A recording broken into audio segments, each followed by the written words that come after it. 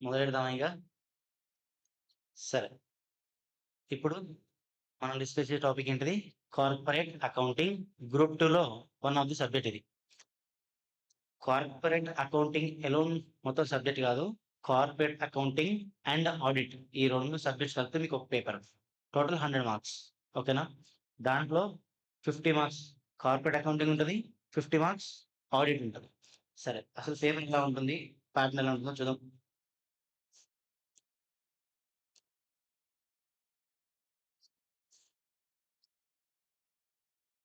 So, మనకున్న టాపిక్స్‌ని A category, B category. C లేదు దీంట్లో. కార్పొరేట్ అకౌంటింగ్‌లో సి అనేదే లేదు. A, B. చూడండి ఒకసారి. Schedule 3 nothing but financial statements. P&L balance sheet కలిపితే షెడ్యూల్ 3. అది ఎన్ని మార్క్స్ వస్తది ఎగ్జామ్‌ల? మ్యాండేటరీగా ఖచ్చితంగా 16 మార్క్స్ పక్కా ఫర్ షూర్‌గా. No doubt. Banking, insurance, electricity అనేవి 3 డిఫరెంట్ చాప్టర్స్ అవి. ఈ మూడిట్లో నుంచి ఏవో 2 చాప్టర్ నుంచి 7, 7 వస్తాయి. ఇంకో చాప్టర్ నుంచి 2 మార్క్స్ వస్తాయి. మొత్తం 16 మార్క్స్ వస్తాయి. Next cash flow statement. Cash flow statement అంటే షెడ్యూల్ 3లో వన్ ఆఫ్ ది పార్ట్ ఇది. ఓకేనా? ఫైనాన్షియల్ స్టేట్మెంట్స్‌లో one of the part. Separate చాప్టర్‌లాగా మాట్లాడుకుందాం మనం. ఓకేనా? ఫైనాన్షియల్ స్టేట్మెంట్స్ అంటే P&L, balance sheet, cash flow statement, notes to accounts, changes in equity. ఈ 5 ఎలిమెంట్స్‌ని కలిపి మనం ఏమనాలి? ఫైనాన్షియల్ స్టేట్మెంట్స్ అని పిలుస్తాం. బట్ మనకి schedule 3 separate chapter, cash flow separate chapter లాగా మనం చదువుకుంటాం. ఓకేనా? ఎన్ని మార్క్స్ వస్తది? 7. ఇండియన్ అకౌంటింగ్ స్టాండర్డ్స్ అని ఒక 5 6 ఉంటాయి మీకు. దాంట్లో నుంచి 7 మార్క్స్ వస్తాయి. మీరు అట్‌లీస్ట్ ఈ చాప్టర్స్ ప్రిపేర్ అయినా 48 మార్క్స్ ఫర్ ష్యూర్ వస్తాయి. ఎంతకి? 100కి 48. అంటే 50లో 48 దీని నుంచే వస్తాయి. నెక్స్ట్ ఇంకా అదర్ చాప్టర్స్ ఉన్నాయి కదా! అన్ని కలిపి 16 వస్తాయి. అన్ని కలిపి 16 వస్తాయి. ఈ అదర్ చాప్టర్స్ ఏమున్నాయి అంటే nothing total company accounts. Company accounts మొత్తం ఉంటుంది మీకు. షేర్స్, ప్రిఫరెన్స్, డిబెంచర్స్, ఓకేనా? రిడెంప్షన్ ఆఫ్ ప్రిఫరెన్స్, బైబ్యాక్ ఇలా డిఫరెంట్ టైప్స్ ఆఫ్ చాప్టర్స్ ఉంటాయి. చాలా ఉంటాయి. మొత్తం కంపెనీ అకౌంట్స్ నుంచి 16 మార్క్స్ వస్తాయి. ఎగ్జామ్ పేపర్ ప్యాటర్న్ చూడాలి చూడండి ఒకసారి.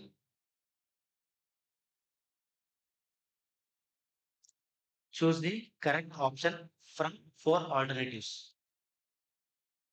Redemption of preferences account related అనేది కార్పొరేట్ అకౌంట్ రిలేటెడ్ క్వెషన్ అయినా ఇది 2 మార్క్స్. కౌంట్ చేసుకోండి ఎన్ని మార్క్స్ వస్తున్నాయి. టోటల్ మార్క్స్‌లో ఎన్ని మార్క్స్ వస్తాయో చూడండి ఒకసారి. ఇది question number 1 accounts. Question number 2 which of the following reserves cannot be used for the purpose of issuing bond shares. Nothing but corporate accounting అనే సబ్జెక్ట్ నుంచి 2 marks. Discount received shall be shown under dash in the statement of profit and loss account. One of the accounts question. Which of the following is not addressed cash flow? Cash flow from operating activity. Accounting question is banking company. Accounting question. IRDA. Accounting question. Salary payable as per Ind AS 9. Sorry, Ind AS 19. Accounting question. So total మీకు ఎన్ని bits ఉంటాయి? 15 15లో ఎన్నున్నాయి accounting questions? 7. అంటే మనకు 30 marks బిట్స్‌లో 14 marks bits from accounts. ఓకేనా? Next 70 marks ఉన్నాయి కదా! ఆబ్జెక్టివ్. దాంట్లో నుంచి any 5 questions out of 7 questions. మనకి 7 ఇస్తాడు. ఏవో 5 రాస్తే చాలు. దాంట్లో ఫస్ట్ క్వెషన్ అకౌంటింగ్ చూడండి ఒకసారి. Jumbo limited planning to raise funds by making right issue. Company అకౌంట్స్‌లో టాపిక్ అది. రైట్ ఇష్యూ అనేది కంపెనీ అకౌంట్స్‌లో one of the topic. So, second క్వెషన్‌లో point number A accounting question. Point number B calculate the liability of underwriters. Company అకౌంట్స్‌లో one of the chapter అది. Underwriters అనే chapter ఉంటది. అది company accounts. 7 marks. So, total ఎన్ని వచ్చినాయి? Question number 2 మొత్తం ఏంటిది? అకౌంట్స్. క్వెషన్ నంబర్ 3 షెడ్యూల్ 3 ఏమడిగాను? Required to prepare statement of profit and loss account and balance sheet. Schedule 3 అని చెప్పాను కదా ఇందాక. ఆ! అది accounting question. Next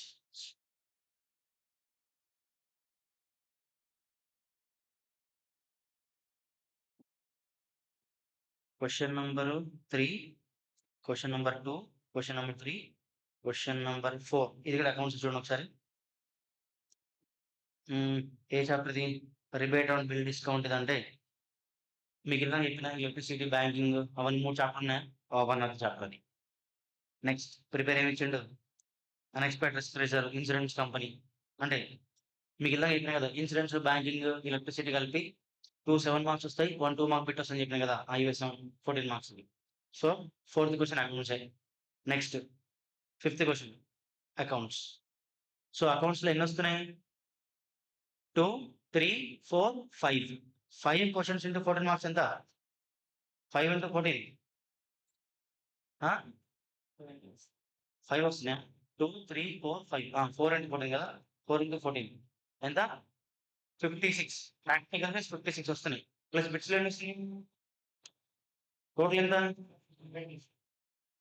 total మీకొచ్చిందో 2 marks ఉంటది. Including choice 128. 128లో అకౌంటింగ్ పార్ట్ ఎంత?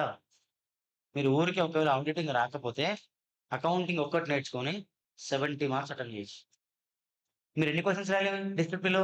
మొత్తం 5 రాయాలి అంతేనా? 7 ఇస్తే 5 రాయాలి. దాంట్లో అకౌంట్స్ ఎన్ని ఇచ్చిండు వాడు? అండ్ ఇంకొక క్వెషన్ మీరు ఆడిటింగ్ నేర్చుకుంటే సరిపోతది. ఓకేనా? అంటే 70 మార్క్స్ అటెంప్ట్ చేయొచ్చు. ఇది మీకొచ్చే పేపర్. మిగతాది ఇది auditing. Sixth question. Describe the contents of audit working papers. నాకు తెలిసి 230 అనుకుంటా. Auditing standard number 230. ఇలా స్టాండర్డ్స్ ఉంటాయి మీకు అకౌంటింగ్‌లో.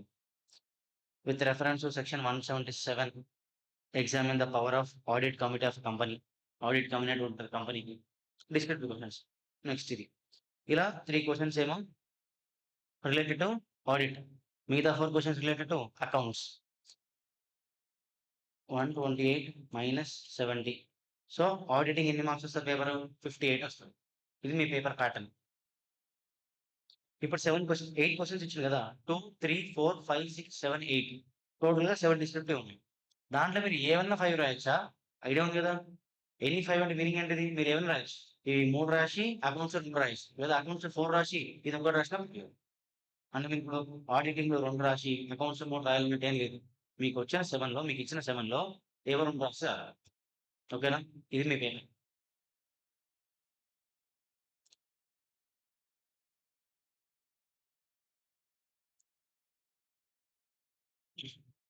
ఇది రాసుకోండి. A category, B category, C category అని. Corporate accounting. గ్రూప్ 2లో one of the subject corporate accounting.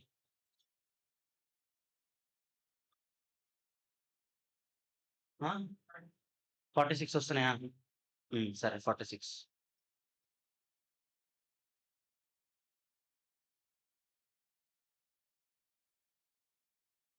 Schedule 3.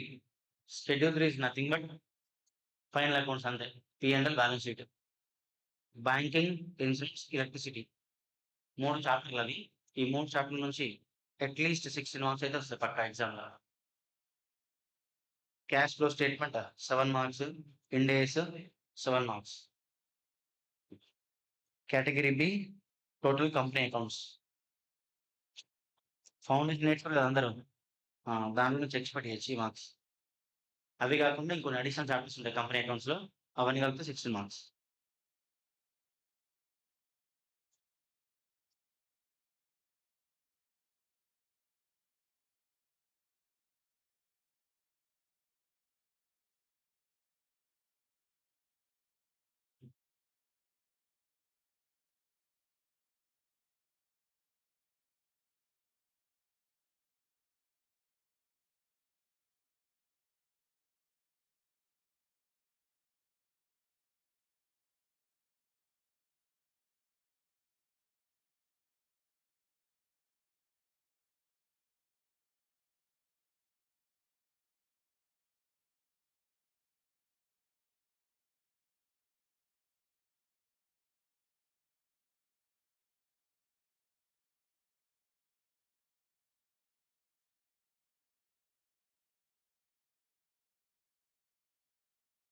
ఏస్ అంటే అకౌంటింగ్ స్టాండర్డ్. ఇండ్ ఏస్ Indian accounting standards.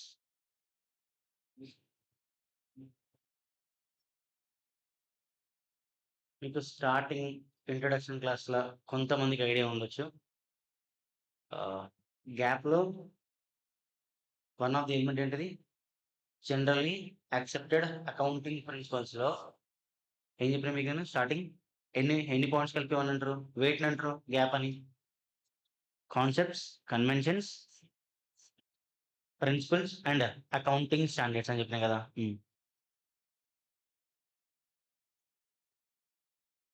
Gap follow అవడం మ్యాండేటరీయా? మ్యాండేటరీ.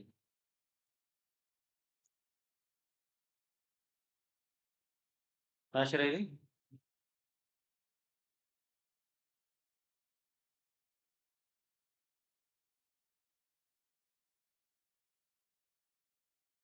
దీనికి సపరేట్ బుక్ పెట్టుర్రి. ఈ సపరేట్ మళ్ళీ మర్జ్ చేయకండి. ఇది గ్రూప్ 2 అకౌంట్స్లో సపరేట్. గ్రూప్ 1 వేరే బుక్, గ్రూప్ 2కి వేరే బుక్ రాస్తే చాప్టర్లోకి వెళ్ళిపోదాం.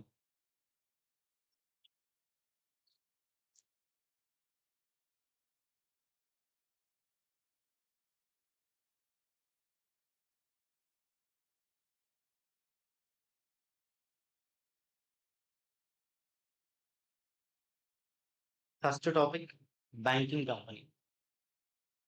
బ్యాంక్స్ ఉంటాయి కదా, ఎస్బీఐ అని, ఐసిఐసిఐ బ్యాంకులు ఉంటాయి కదా. ఆ బ్యాంకింగ్ కంపెనీ వాళ్ళు అకౌంటింగ్ ఎలా చేస్తారు అంటే ఎస్బీఐ అనే కంపెనీ అకౌంటింగ్ ఎలా చేస్తుందో నేర్చుకున్నాము. మనం మొత్తం నేర్చుకోము, ఏదో లైట్గా మనకి ఎంత యూజ్ ఉందో అంతే నేర్చుకుంటాం. ఓకేనా? మనం నార్మల్ ఎందుకు నేర్చుకున్నాం కదా అకౌంటింగ్ అని అంటే, బ్యాంకింగ్ కంపెనీకి ఆ అకౌంటింగ్ సెట్ అవ్వదు, దానికి కొంచెం డిఫరెంట్ ఉంటుంది. మనం నార్మల్ అకౌంటింగ్ నేర్చుకున్నాం కదా, అన్ని కంపెనీస్కి it will be applicable. But banking కంపెనీలో ఇంకొన్ని డిఫరెంట్గా ఉంటాయంట. ఆ డిఫరెంట్గా ఉన్న మనకు అకౌంటింగ్ నేర్చుకుంటాం. ఈ చాప్టర్లో మనం ఏ టాపిక్స్ డిస్కస్ చేసుకుంటాం అంటే, rebate on bill discount. Rebate on bill discount అంటే బిల్స్ ఆఫ్ ఎక్స్చేంజ్ చాప్టర్ ఉంది కదా, డ్రా ఇద్దరు ఉన్నారు కదా. డ్రా వాడు డ్రా పైన బిల్ డ్రా చేస్తాడు. డ్రాకి ఏం రేట్ ఉంటుంది ఆ బిల్ ఆఫ్ ఎక్స్చేంజ్ అని? ఐదర్ వాడు మెచ్యూరిటీ వరకు వాడి దగ్గర పెట్టుకోవచ్చు, లేదా బ్యాంక్ డిస్కౌంట్ చేసుకోవచ్చు, లేదా ఎండ్ ఆర్ చేయొచ్చు. అదే 3 ఆప్షన్ ఉంటాయి కదా వాడికి. ఐడియా ఉంది కదా Arun? Rebate on bill discount. ఇప్పుడు మనం బిల్స్ ఆఫ్ ఎక్స్చేంజ్ లో డ్రా పాయింట్ ఆఫ్ అకౌంటింగ్ నేర్చుకున్నాం. ఇప్పుడు ఏంటంటే బ్యాంక్ డిస్కౌంట్ ఇస్తుంది కదా, బ్యాంక్ ఏమంటే రాసుకొని ఉంటుంది. రిబేట్ ఆన్ బిల్ డిస్కౌంట్ నేర్చుకున్నాం కదా బిల్స్ ఆఫ్ ఎక్స్చేంజ్ అనే చాప్టర్ లో. డ్రా అయినవాడు ఆ బిల్స్ ఆఫ్ ఎక్స్చేంజ్ బ్యాంక్ ఇస్తారు, అంటే బ్యాంక్ అమ్ముకుంటాడు కదా, వాడు అమ్ముకుంటే ఏమైనా ఇస్తాడు, బ్యాంకు డబ్బులు ఇస్తాడు. మనం వీడి అనుకోండి. ఇప్పుడు బ్యాంక్ ఎలా అకౌంటింగ్ చేసుకుంటుంది అనేది ఈ పాయింట్ గురించి మాట్లాడదు. ఓకేనా? Next acceptance, endorsement and obligations అనే టాపిక్ మాట్లాడుతున్నాం. ఇది తెలియదు కంప్లీట్ గా. సెక్యూర్డ్ అండ్ అన్సెక్యూర్డ్ అడ్వాన్స్ చూద్దాం. అదేందో provincial accounting norms, interest on doubtful assets. Interest on doubtful assets. ఈ 5 టాపిక్స్ మనం కవర్ చేస్తాం ఈ చాప్టర్ లో. ఓకేనా? First rebate on bill discount.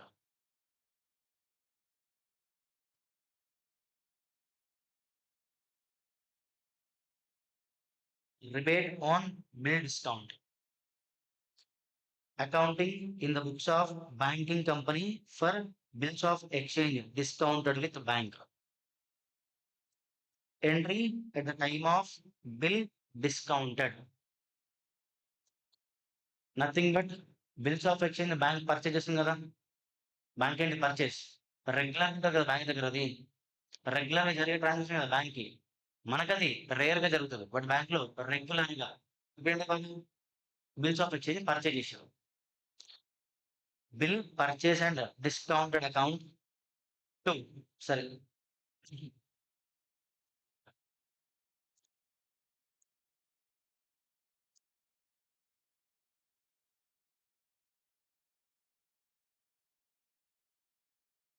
ఏనే పర్సన్ ఉన్నాడు, బ్యాంక్ ఉంది, వీడి దగ్గర బిల్ ఆఫ్ ఎక్స్చేంజ్ ఉంది, దాని వాల్యూ ఎంత అంటే 10,000 ఉంటుంది ఒకసేపు. ఓకేనా?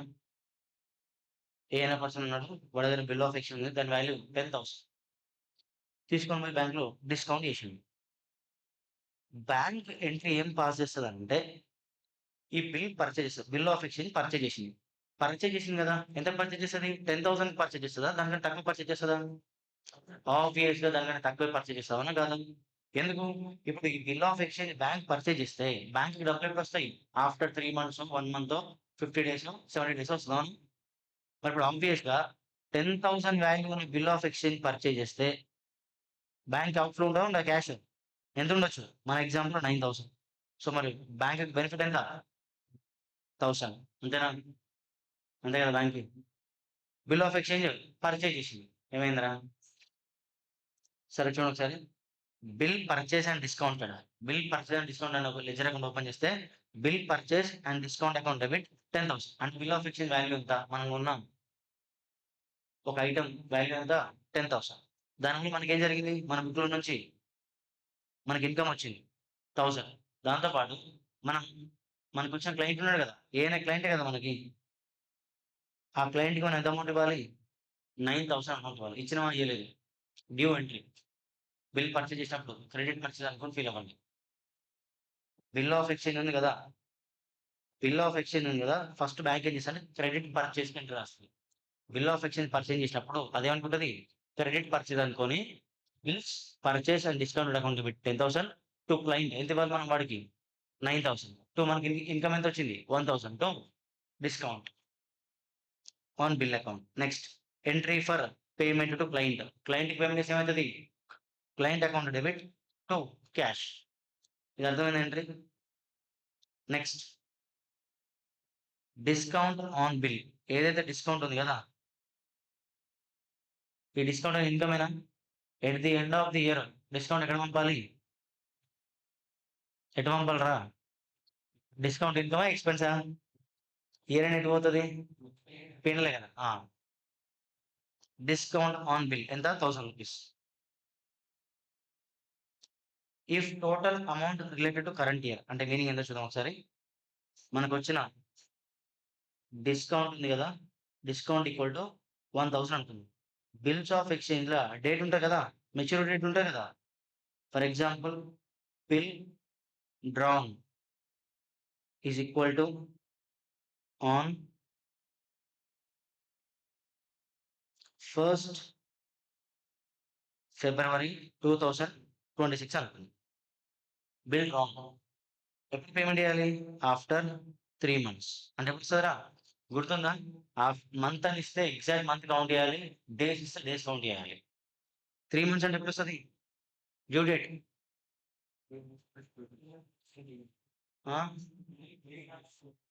ఫిబ్రవరి, మార్చ్, ఏప్రిల్.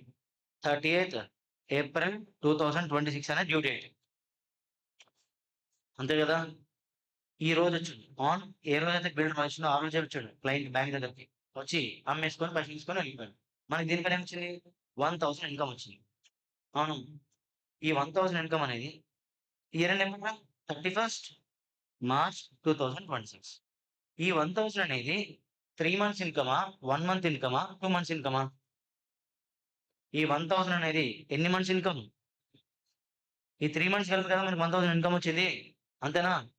3 months ఇన్కమ్ కదా. ఇప్పుడు ఏం చేయాలి? 31st March 2026 వరకు టోటల్ 1,000 తీసుకుపోయి పిఎన్ఎల్ క్రెడిట్లు వేస్తామా? టోటల్ పిఎన్ఎల్ క్రెడిట్ ఇవ్వకూడదు. ఎందుకు? Current year income current year record చేయాలి. నెక్స్ట్ ఇయర్ ఇన్కమ్ ఏమవుతుంది మనకి? అది next year income, year income కాదు అది. అవునా? Advance received. అంతే కదా. నెక్స్ట్ ఇయర్ ఇన్కమ్ ఎప్పుడు వస్తుంది మీనింగ్? అది advance. It's liability to the company. చూడండి ఒకసారి. If total amount related to current year, ఇలాగ ఏం మాట్లాడుతున్నాం దీంట్లో?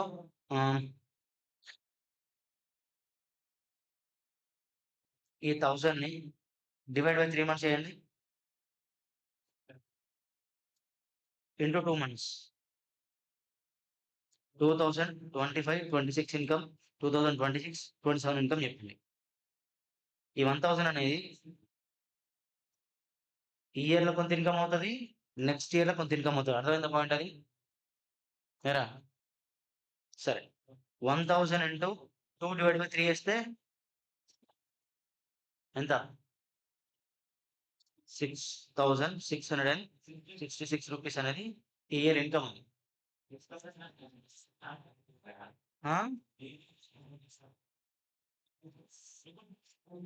1, 2, 3, 4 ఏనా? 1,000 రూపాయలు అది. సారీ. సరే ఇదేంటిది? Current year income. Current year income entry ఏమొస్తుంది? డిస్కౌంట్ డిస్కౌంట్ చెప్పండి. P&L account debit to discount అయినా చెప్పండి. Discount received account debit to P&L. మరి మిగతా 334 రూపీస్ ఉంది కదా, మరి అదేం చేయాలి ఇప్పుడు? బ్యాలెన్స్ షీట్ లో లైన్ షో చేయాలి. మరి నెక్స్ట్ ఇయర్ ఏమొస్తుంది? నెక్స్ట్ ఇయర్ ఇన్కమే కదా. 1st April 2026 రోజు ఎమ్మడి ఏమవుతుంది? అది income. అప్పుడేమొస్తుంది?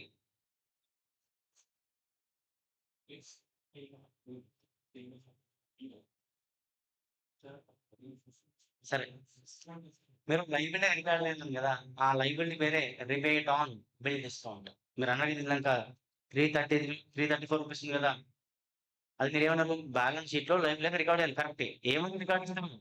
Rebate on bill discount.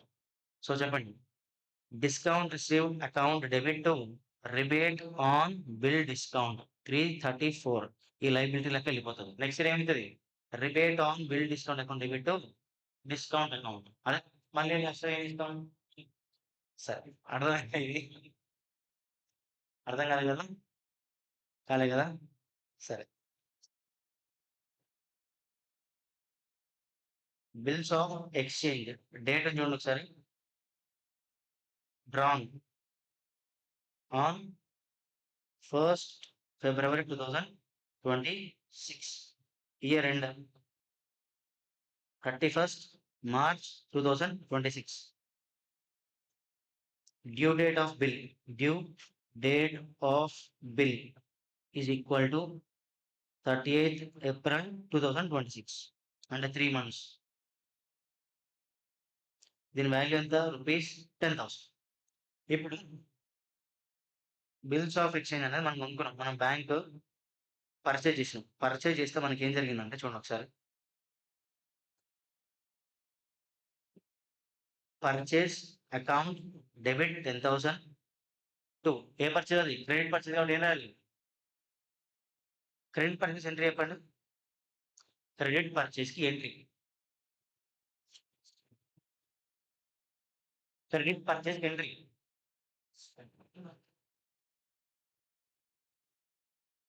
Entry at the time of bill discounted. Nothing but మనం పర్చేజ్ చేసినట్టు కదా bill.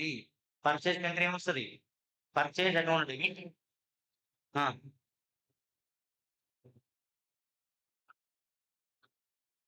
Purchase account debit 10,000 to credit ఏం పేరు? Some client.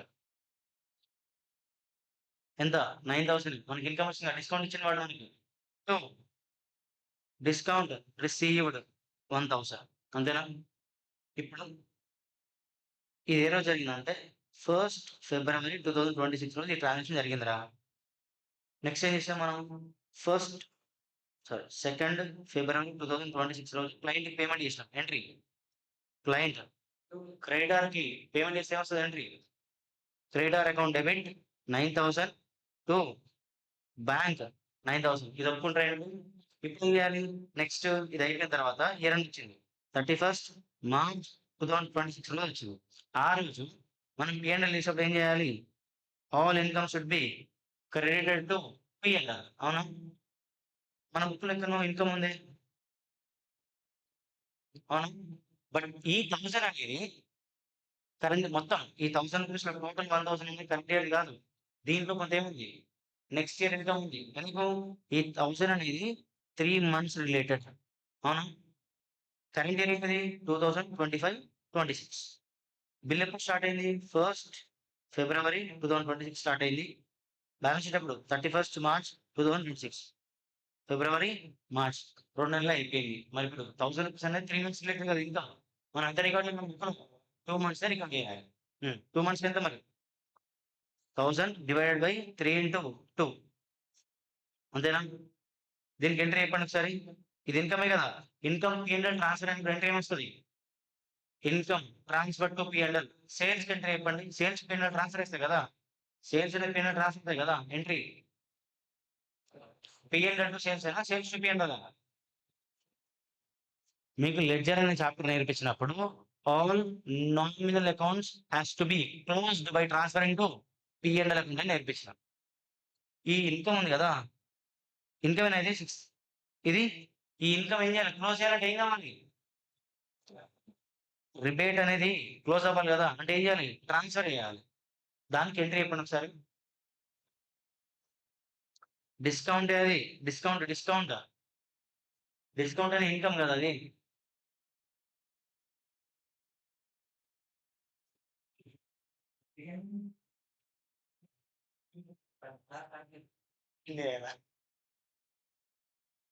వాయిస్ కనిపిస్తుంది ఒకటి వద్దా? హాయ్ చెప్పండి కెమెరాకి. హాయ్ అని. సరే మీరు మర్చిపోయారు. నేను లెడ్జర్ అనే చాప్టర్ మంచిగా చెప్పిన.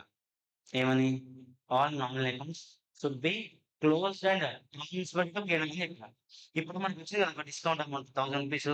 ఈ 1000 మనకి ఏమడుతుంది ఇలాక 666 రూపీస్ అనేది current year, 334 rupees next year. ఈ కరెంట్ ఇయర్ ఇన్కమ్ కదా, దానికి పిఎన్ఎల్ కి ట్రాన్స్ఫర్ చేసినప్పుడు ఎంట్రీ ఏమొస్తుంది? ఒరేయ్ ప్రతి ఒక్కటి నేర్పడం కష్టం రా ఇప్పుడు.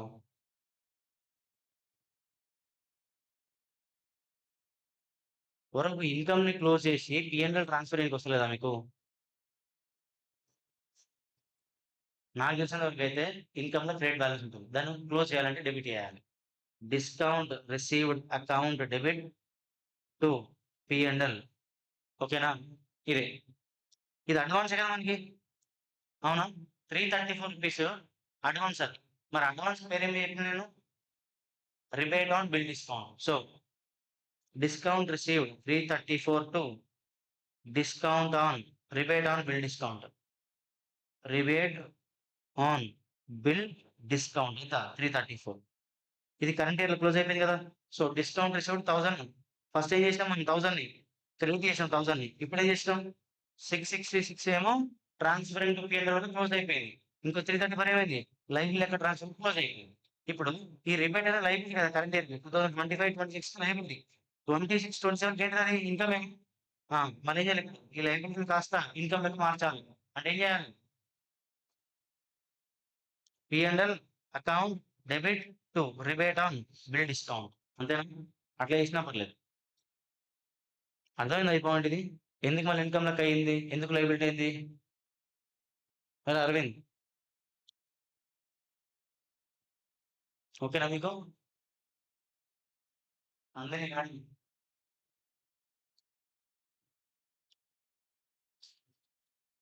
ఇప్పుడు అంటే చూడండి ఒకసారి. If total amount not related to current year, అదే కదా మన క్వశ్చన్. మనకు వచ్చిన ఇన్కమ్ టోటల్ ఇన్కమ్ అనేది కరెంట్ ఇయర్ మొత్తం కాదు, కొంత కరెంట్ ఇయర్ ఉంది, కొంత నెక్స్ట్ ఇయర్ ఉంది. దానికి ఎలా అకౌంటింగ్ ట్రీట్మెంట్ ఇవ్వాలి చూడండి ఒకసారి. Discount on bill 450 to rebate on bill discount, అంటే next year amount relating to next year. అదే మనం చేసిందాక ఒక లైబిలిటీ క్రియేట్ చేయాలి. నెక్స్ట్ ఇయర్ ఏదైతే ఇన్కమ్ ఉందో అది ఇయర్ మనకి వచ్చింది కదా, అడ్వాన్స్ రిసీవ్ లైబిలిటీ కదా. సో ఆ లైబిలిటీ పేరు ఏం పేరు? Rebate on bill discount. So discount on bill account debit 450 to rebate on bill discount. Discount on bill account to PNL account. Next year ఏమవుతుంది? కరెంట్ ఇయర్ ఇన్కమ్ ఉంది కదా 6000, sorry 666 మన example అది ఇదే.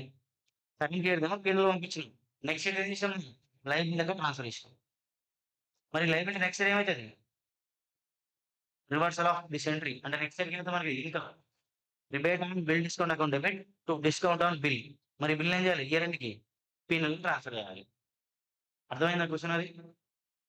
ఇక్కడ మనం ఏం నేర్చుకుంటున్నాం అంటే మనకి బ్యాంక్కి ఏదైతే డిస్కౌంట్ ఇన్కమ్ వస్తుంది కదా, అది కొంత కరెంట్ ఇయర్ నుంచి కొంత నెక్స్ట్ ఇయర్ నుంచి. అలాంటప్పుడు రిబేట్ ఆన్ బిల్ డిస్కౌంట్ అనేది క్రియేషన్ నేర్చుకున్నాం మనం. ఒకవేళ మనకు వచ్చిన ఇన్కమ్ 1000 రూపీస్ కదా, అది మొత్తం 2025-26 అయితే ఇది మొత్తం ఏం చేయాలి? మొత్తం పిఎన్ఎల్ ట్రాన్స్ఫర్ చేయాలి. ట్రాన్స్ఫర్ అంటే చూడండి ఒకసారి. If total amount related to current year, మనకు వచ్చిన 1000 రూపీస్ మొత్తం కరెంట్ ఇయర్ అయితే discount on bill account debit to PNL account మొత్తం ట్రాన్స్ఫర్ చేయాలి. ఇది ఇంపార్టెంట్, ఎగ్జామ్ లో తీస్తాడు. సీదా 7 మార్క్స్ ఇస్తాడు ఇది డైరెక్ట్ గా. ఒక బిల్ ఇయ్యడు, ఒక 4 బిల్లు ఇస్తాడు, ఒక 4 బిల్స్ ఇస్తాడు. అలా ఇచ్చి ట్రాన్స్ఫర్ అని చెప్తాడు. అర్థమైందా ఇది question? rebate on bill discount is nothing but liability to the banking company. Banking company part of the liability. Creation of liability, reversal of liability. అందరికి ఓకేనా ఇది? ఇప్పుడు చూడండి ఒకసారి. Entry at the time of bill discounted. చెప్పండి. Nothing purchase అది. ఆ purchase పేరు రకరకాల పేరు రాసుకున్నాడు. Bill purchase and discount. Bill purchase చేసిన దాని తర్వాత డిస్కౌంట్ చేసినాం కాబట్టి బిల్ పర్చేజ్ అండ్ డిస్కౌంట్ అని రాసుకున్నాడు. Account debit 10,000 to client to creditor account discount అని బిల్. అంటే discount received nothing but discount received అది. ఈ రెండు ఓకే. ఇది బాగానే ఉంది. ఇది వైపు నేర్చుకున్నాం మనం. ఈ 1000 రూపీస్ ఇంపార్టెంట్ ఇది. డిస్కౌంట్ అని బిల్ ఉంది కదా, ఆ 1000 రూపీస్ మొత్తం కరెంట్ ఇయర్ అయితేనేమో మొత్తం కరెంట్ ఇయర్‌లకి ట్రాన్స్‌ఫర్ చేయాలి పీఎన్ఎల్‌కి. ఒకవేళ కరెంట్ ఇయర్ కాదు, దాంట్లో కొంత కరెంట్ ఇయర్ ఉంది, కొంత నెక్స్ట్ ఇయర్‌కి ఏం చేయాలి? కరెంట్ ఇయర్‌కేమో పీఎన్ఎల్ పంపాలి. నెక్స్ట్ ఇయర్ ఏం చేయాలి? Create liability. లయబిలిటీ పేరు ఏం పేరు? Rebate on bill discount. ఏదైతే లయబిలిటీ ఉందో ఆ నెక్స్ట్ ఇయర్‌కి ఏమైతది అది? రివర్సల్ అయిపోయి మళ్ళీ పీఎన్ఎల్‌కి వెళ్ళిపోతది. ఓకేనా అందరికి ఇది? టాపిక్. టాపిక్ 1 అయిపోయింది. ఇట్లా 5 ఉంటాయి. Banking, insurance, electricity. మాక్సిమం 10 డేస్‌లో అయిపోతాయి ఈ 3 చాప్టర్‌లు. సింపుల్‌గానే ఉంటది. ఈ పాయింట్ అర్థమైందా అందరికి? ఓకేనా? నోట్స్ రాసుకోండి ఇంకా.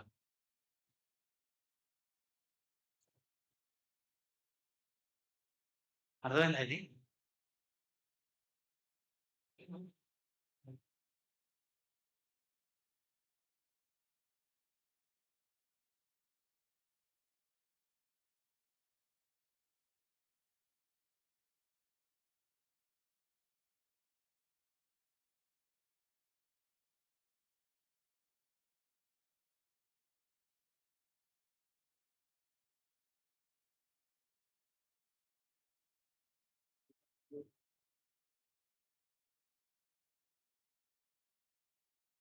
బిల్స్ ఆఫ్ ఎక్స్చేంజ్ రాదు కదా అని ఫీల్ అవ్వమాకండి అసలు. బిల్స్ ఆఫ్ ఎక్స్చేంజ్ సంబంధమే లేదు. జస్ట్ ఒక లైన్ అంతే. వాడు డిస్కౌంట్ చేస్తాడన్నప్పుడు ఆగిపోవాలి.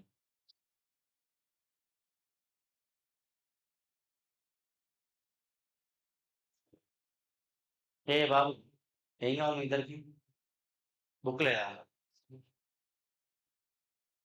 మరేం లేదు, రిజిస్ట్రేషన్ చేసుకోరు, ఏం కాదు. రాసుకోండి. అట్లీస్ట్ నువ్వు శివగాని పని కొట్టు, ఇది వెళ్తే రాసుకున్నావు. నువ్వు వీని పని కొట్టు, వెళ్తే రాసుకుందరు.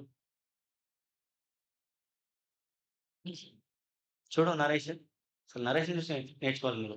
ఆడు డెడికేషన్ పొద్దున ఇంటికి పోయి మధ్యాహ్నం వచ్చింది మన క్లాస్కి. అదే డెడికేషన్ అంటే.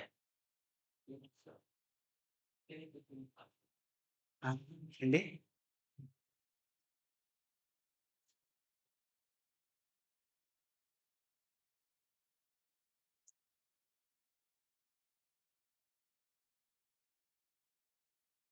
ఎన్ని ఏళ్ళకి వెళ్ళిపోతారు రోజు? 4కా? 5, 6, 8 వరకు ఇప్పటి నుంచి. ఈ రోజు నుంచి 8 వరకు. ఈ వీకెండ్కి ఉంది, ఎగ్జామ్ కూడా ఉందని చెప్పి నేను గుర్తుందా మీకు? ఈ వీకెండ్కి ఎగ్జామ్ కూడా ఉంది, అకౌంట్స్. ఎందుకు సర్ది బాక్సులు కట్టుకొచ్చుకోలే ఇంకా సాయంత్రానికి? రేపు నుంచి కట్టుకొచ్చుకుంటారా?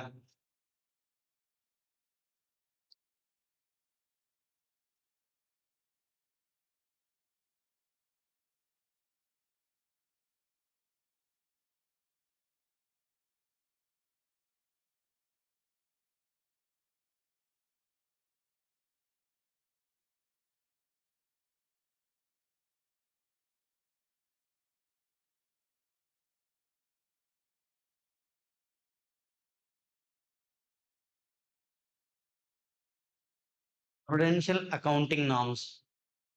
ఇది prudential accounting norms, secured and unsecured advance, acceptance, endorsement and obligations, interest on doubtful asset.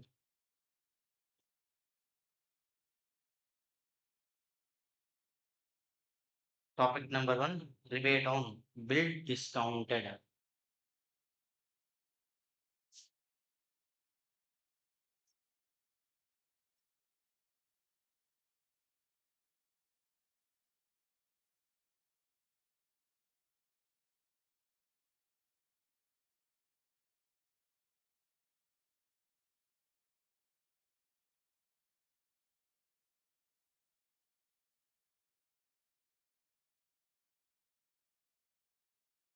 accounting in the books of banking company for bill of exchange discounted with bank.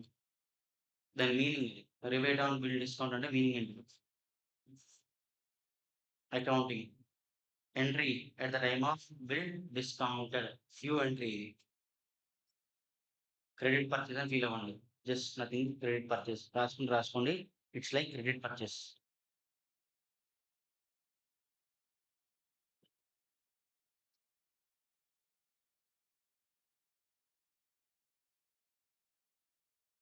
It is like credit purchase.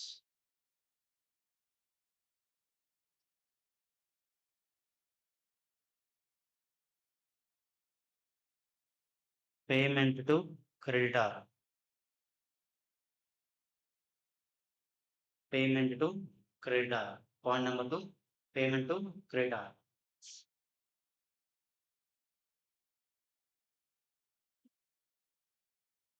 Question లో client పేరు ఇస్తాడు. ఏ BC అనే పేర్లు ఇస్తాడు.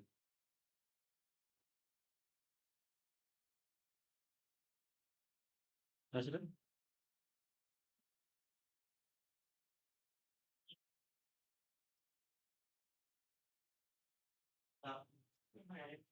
ఏ నరేష్ అనవసరంగా exam తీసుకోండి అస్సలు.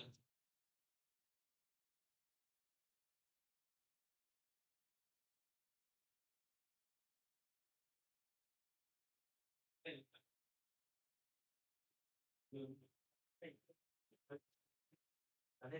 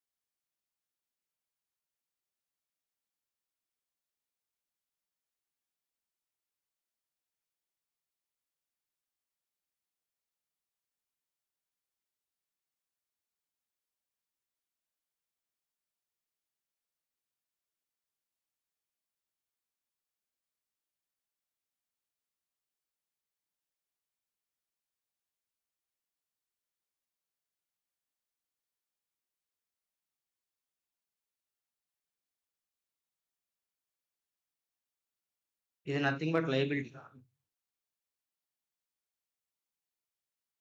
Income received in advance.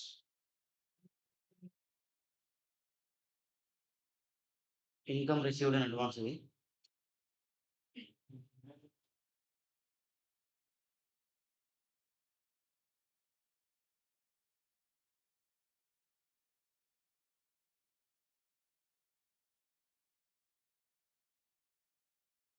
In advance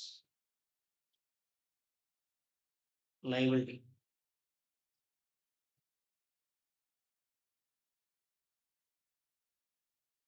income received in advance liability.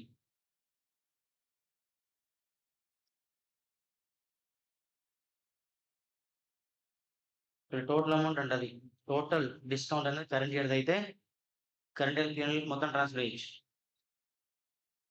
Discount current total amount అనేది కరెంట్ ఇయర్ కాకపోతే బైఫికేషన్ అవుతుంది. అంతేనా సార్? చాలా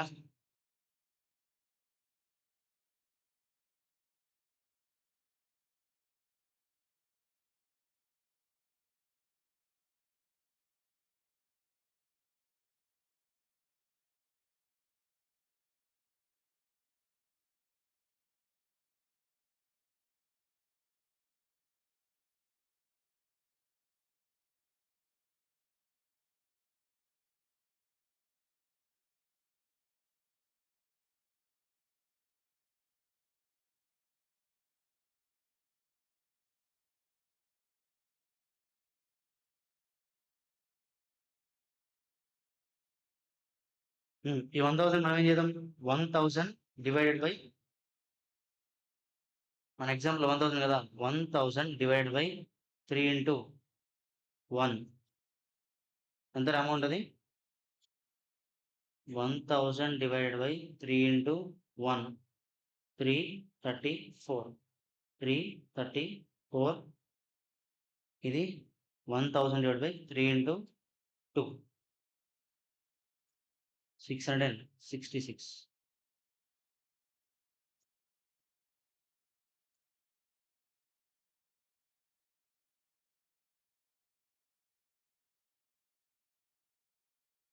Three 34, 334, 334.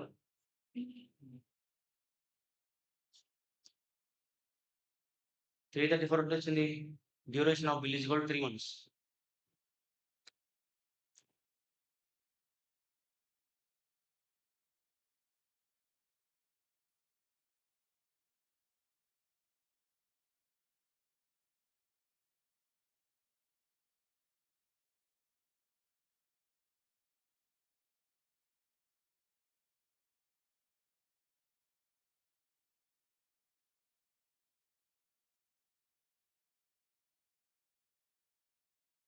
రాత్రి అయిపోయిందా?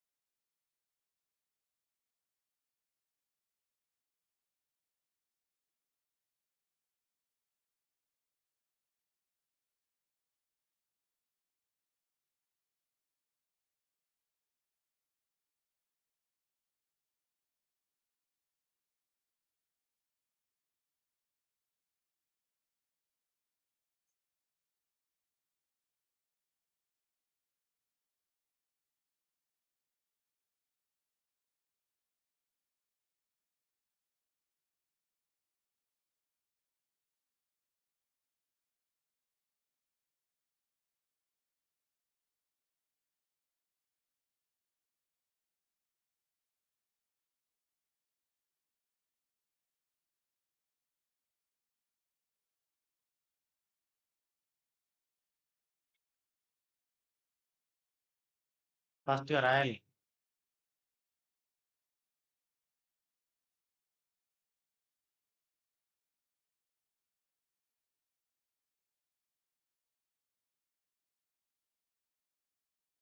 సరే, next topic number 2, acceptance.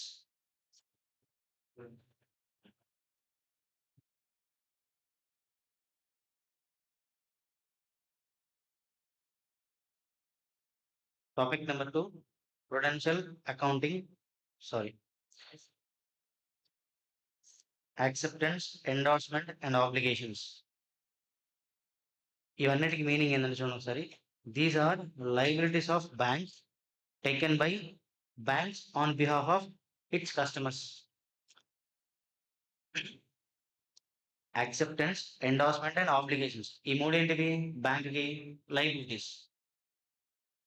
Liabilities ఎట్లయినా బ్యాంక్ అవి అంటే, ఇప్పుడు ఫర్ సపోజ్ ఇప్పుడు మనకి వేదిక అనే దానికి ఫర్ సపోజ్ ఏదో ఒక బ్యాంకులో, ఆర్బీఐ బ్యాంకులో ఇంకో దగ్గర మనకు ఒక అకౌంట్ ఉంది అనుకుందాం. ఏ అకౌంట్ పేరు ఏముంటుంది? కరెంట్ అకౌంటేనా? సేవింగ్స్ ఏ ఉంటుందా? కాదు కదా, కరెంట్ అకౌంట్ ఉంది. మనం every year good amount of transaction చేస్తున్నాం బ్యాంక్ దగ్గర నుంచి. టర్న్ ఓవర్ ఒక 2-3 crores వస్తుంది అనుకుందాం ఒకసేపు. రియాలిటీ ఏంట్రా? మరి ఇచ్చేయండి ఫీజు 40 లక్షలు. ఒక 2 lakhs ఇస్తే 1 crore వస్తుంది. మీరు అన్నట్టు ఈసారి 1 crore రీచ్ అవ్వచ్చు మేబీ. సార్ ఎక్స్పెండిచర్ 1.7 వస్తుంది. ఓకేనా? ఎస్టిమేటెడ్ బడ్జెట్ 1.7, ఎస్టిమేటెడ్ ఇంకా 1. ఓకేనా? సరే, ఇప్పుడు ఏమైందంటే మనం బ్యాంకింగ్ క్లయింట్ కదా, మనం ఏం చేసినామంటే మనకు కావాల్సిన సమ్ ఎక్విప్మెంట్ చేయలేదు, ఒక 20 lakhs పెట్టి కొందాం అనుకుంటున్నాం. బయట మార్కెట్లో ఒక ఎక్విప్మెంట్ కావాలి మనకి, 20 lakhs పెట్టి కొన్నాం. స్పాట్లో మన దగ్గర అమౌంట్ లేదు. క్రెడిట్ అడిగినాం బ్యాంక్ ఏది షాప్ వాడిని, నాకు ఆ షర్ట్ని క్రెడిట్ బేస్ పైన అమ్ము అని చెప్పినాం. వాడేమన్నాడంటే సరే అమ్ముతా కానీ నాకు బ్యాంక్ దగ్గర నుంచి గ్యారంటీ ఇప్పి అని అన్నాడు. నాకు బ్యాంక్ అనేది నాకు గ్యారంటీ కావాలని చెప్పింది. ఓకేనా? సో ఇప్పుడు బ్యాంక్ ఏం చెప్పిండు, సరే నా క్లయింట్ కట్టకపోతే నేను కడతా అని చెప్పి షాప్ వాడు చెప్పాడు. టైం ఇచ్చిండు, ఒక 30 డేస్ 40 డేస్ 50 డేస్ టైం ఇచ్చిండు. ఆ టైం మనం కట్టకపోతే బ్యాంక్ షాప్ వాడు మన దగ్గర ఇస్తాడు, బ్యాంక్ దగ్గర పోతాడా? అలాంటి లైబిలిటీస్ ఇవి. చూడండి ఒకసారి.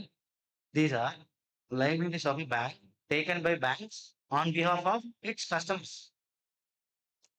ఓకేనా? అలాంటివి ఎండార్స్మెంట్ ఆబ్లిగేషన్ అవన్నీ. These are shown under contingent liability and in balance sheet. ఎందుకు కంటింజెంట్ లైబిలిటీ బ్యాంక్ ఇది? మనం పే చేయకపోతే నాట్ పే చేయాలి, మనం పే చేస్తాం బ్యాంక్ అది కాదు. కాబట్టి యాక్సెప్టెన్స్ ఎండార్స్మెంట్ ఆబ్లిగేషన్ అనే టర్మ్స్ మీకు కనబడితే అదేంటిది? బ్యాంక్ కి లైబిలిటీ. బ్యాలెన్స్ షీట్ ఎక్కడ చూపెట్టాలి? Contingent liability. బ్యాలెన్స్ షీట్ లో మీరు ఎప్పుడైనా కంటింజెంట్ లైబిలిటీ చూసారా? కాంటింజెంట్ లైబిలిటీ విన్నారా ఎప్పుడైనా? కాంటింజెంట్ లైబిలిటీ అనేది బ్యాలెన్స్ షీట్ లోపల చూపెట్టాలి, బ్యాలెన్స్ షీట్ బయట. బ్యాలెన్స్ షీట్ ఉంటుంది కదా ఇట్లా, దాని కింద ఫోర్త్ నోట్ ఉంటుంది. బ్యాలెన్స్ షీట్ కింద ఫోర్త్ నోట్ అని పిలుస్తుంది, నోట్స్ పిలుస్తుంది. అక్కడ contingent liability of bank is equal to 2 crore 3 crore ఎంత ఉంటుంది రాయాలి. ఓకేనా? ఇది అర్థమైంది పాయింట్ అది. Guarantees given by bank to it's customers, nothing but guarantees. ఈ మూడింటికి మరో పేరు ఏంటో గ్యారంటీ. అదే మనం మాట్లాడుకునే acceptance endorsement obligations, nothing but liability for the bank. ఎందుకు లైబిలిటీ అయింది బ్యాంక్ కి? కస్టమర్ బిహాఫ్ లో వచ్చిన లైబిలిటీ. సో బ్యాంక్ ఒకసారి 100% లైబిలిటీ రాకపోవచ్చు, కస్టమర్ పే చేయకపోతే బ్యాంక్ పే కాబట్టి అది కండిషన్ లైబిలిటీ అవుతుంది. ఎందుకు వచ్చింది కండిషన్ లైబిలిటీ? బ్యాంక్ అనేది గ్యారంటీ ఇచ్చింది.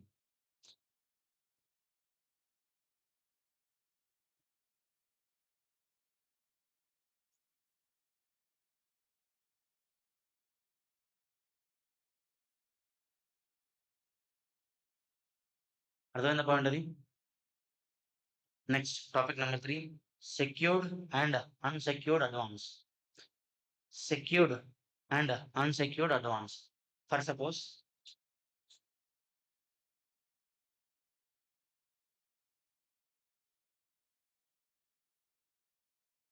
హౌసింగ్ లోన్ అనుకుందాం. మనది ఏబిసి బ్యాంక్, మనది పరమానంద శిశుల బ్యాంక్ పెట్టుకున్న పేరు. అంత పెద్ద పేరు ఒకటి రాస్తలే కానీ బ్యాంక్ ఏబిసి. ఓకేనా? ఇక్కడ హైదరాబాద్ లో ఇల్లు పర్చేజ్ చేయాలి, ఎంతమంది ఉంది? హైదరాబాద్ లో మంచి హౌస్ కావాలి, కొనుక్కోవాలి, ఫీచర్లు అంటారు లేరా? వద్దా? అందరికి ఉందా? శివానికి ఆల్రెడీ ఉంది కదా, ఉంది కదా. సరే శివ బాలనగరా సూరాంగ? బాలనగరా? బాలనగర్ శివ. ఫర్ సపోజ్ ఇప్పుడు 2 story బిల్డింగ్ ఉంది, అంటే 2 ఫ్లోర్లు ఉంది, పెళ్లి చేసుకుందాం అనుకుంటుంది మనోడు. ఓకేనా? ఈ ఇల్లు ఎట్లా కట్టింది శివ అంటే బ్యాంక్ దగ్గర లోన్ తెచ్చుకుంది. బ్యాంక్ దగ్గర ఒక 50 lakhs లోన్ తెచ్చుకుంది. ఏంటిది? ఇల్లు తాకట్టు పెట్టి, అంతేనా? హౌసింగ్ లోన్ అదేనా? వాటి పేరు అసెట్ మనకు లోన్ ఇస్తాడు, మన ఎదురు మంది ఈఎంఐ కట్టుకోవాలి. అట్లా బ్యాంక్ ఏం చేసిందంటే 50 lakhs లోన్ ఇచ్చింది. లోన్ ఇచ్చినప్పుడు ఇదేంటిది? సెక్యూర్డ్ లోనేనా? సెక్యూర్డ్ లోనేనా ఇది? సెక్యూర్డ్కి అన్సెక్యూర్డ్కి తేడా తెలుసా? సెక్యూర్డ్ లోన్ అంటే మీనింగ్ ఏంటంటే, ఇప్పుడు తాకట్టు పెట్టిన ఇప్పుడు హౌస్ ఉంది, హౌస్ మార్కెట్ వాల్యూ బయట ఇప్పుడు హౌస్ సేల్ చేస్తే 1 crore రా. ఈ 1 crore హౌస్ మన పైన రిజిస్ట్రేషన్ చేయించుకుని వాడికి ఎంత ఇచ్చిన లోన్, బ్యాంక్ ఎంత ఇచ్చింది? 50 lakhs ఇచ్చింది. ఇది సెక్యూర్డ్. ఒకవేళ వాడు మన 50 lakhs రీపే మనం రికవర్ చేసుకోవచ్చు అమౌంట్, అది సెక్యూర్డ్. అన్సెక్యూర్డ్ లోన్ అంటే పర్సనల్ లోన్స్. మీకు ఐడియా ఉందా? క్రెడిట్ కార్డ్ ఏంటిది? Unsecured loan. ఇప్పుడు సిఏ అయితే, సిఎంఏ అయితే, సిఎస్ అయితే వీళ్ళకి ఏంటంటే బిఓపి, బ్యాంక్ ఆఫ్ బరోడా అనే బ్యాంక్ ఉంటుంది. 1 lakh to 5 lakhs credit card ఇస్తుంది on the basis of qualification. నువ్వు జస్ట్ క్వాలిఫై అయినందుకో క్రెడిట్ కార్డ్ అప్రూవ్ చేస్తుంది, ఎందుకో నీ క్వాలిఫికేషన్కి. ఇంకోటి ఏంటంటే నువ్వు సిఏ అయిపోయిన తర్వాత సిఎంఏ అయిపోయిన తర్వాత, సిఎస్ అయిపోయిన తర్వాత నువ్వు సిఓ పని ఉంటుంది. జాబ్ చేసుకోవచ్చు, ప్రాక్టీస్ చేసుకోవచ్చు. ప్రాక్టీస్ ఏమంటే సర్టిఫికేట్ ఆఫ్ ప్రాక్టీస్ అంటారు. ఆ సర్టిఫికేట్ ఆఫ్ ప్రాక్టీస్ నీ చేతిలోకి వచ్చినప్పటి నుంచి 2 ఇయర్స్ అయిందనుకో, డైరెక్ట్‌గా ఓడి అని ఉంటది ఒకటి. ఓవర్ డ్రాఫ్ట్ లోన్ అని ఉంటది. అది కూడా ఇంగ అన్‌సెక్యూర్డే. ఒక 20,00,000, 30,00,000, 40,00,000, 50,00,000 ఇస్తది. బికాస్ నీ దగ్గర ఏముంది? సీఓప్ ఉంది కాబట్టి. ఇవేంటివి? అన్‌సెక్యూర్డ్. నువ్వేమైనా సెక్యూరిటీ పెట్టినావా? నీ క్వాలిఫికేషన్ పెట్టినావు అంతే. జస్ట్ నీ సర్టిఫికేట్ ఒక జిరాక్స్ కాపీ ఇచ్చినావు వాడికి. నువ్వు సీఏ అని చెప్పి, సీఎంఏ అని చెప్పి, సీఎస్ అని చెప్పి. వాడేం చేసిండు నీకు? లోన్ ఇచ్చిండు కదా! నువ్వు కట్టకపోతే?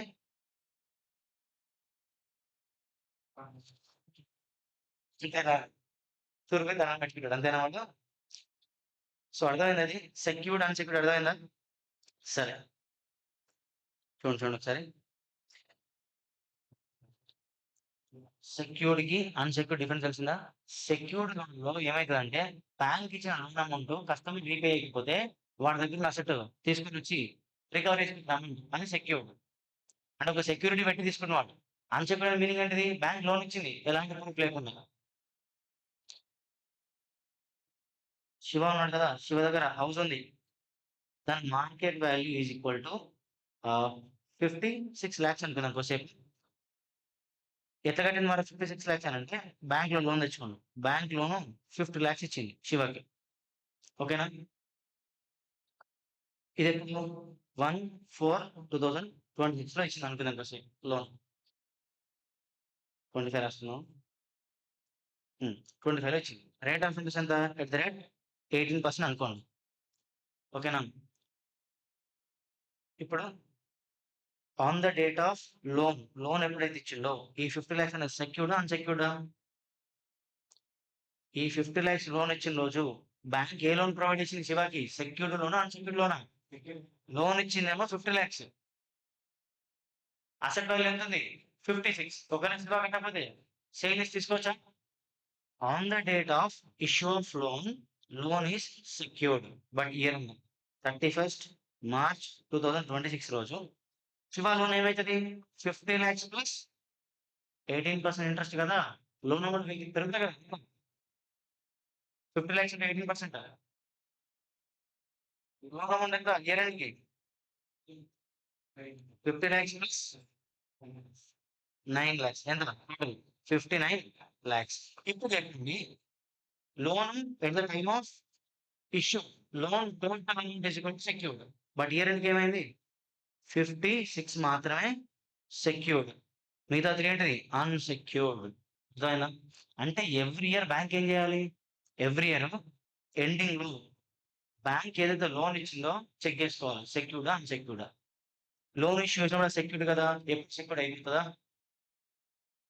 అన్‌సెక్యూర్డ్ అయ్యే ఛాన్స్ ఉందా? అర్థమైందా ఇది? ఈ బైఫర్కేషన్ చెక్ చేసుకోవాలి. అదే ఇది. Secured and unsecured advance. Advance అంటే బ్యాంక్ అడ్వాన్స్ ఇస్తే ఏమైతది? లోనే కదా bank given loan. Classification of loan at year end. Loan ఏదైతే బ్యాంక్ ప్రొవైడ్ చేసిన కస్టమర్‌కి ఇయర్ ఎండ్ ఏం చేయాలి? సెక్యూర్డా? అన్‌సెక్యూర్డా? చెక్ చేసుకోవాలి. Bank provided loan to its customer of rupees ఎంతనేది 10,00,000 at the rate interest 24% per annum compounded half yearly on 1/4/2024 against a tangible item. ఒక building తాకట్టు పెట్టి కస్టమర్‌కి ఎంత ఇచ్చింది? 10,00,000 ఇచ్చింది. లోన్ ఇచ్చినప్పుడు మార్కెట్ వాల్యూ ఎంత దాని బిల్డింగ్‌ది? 12,00,000. లోన్ ఇచ్చినప్పుడు ఏమిచ్చింది లోన్ 10,00,000 మాత్రమే సెక్యూర్డ్.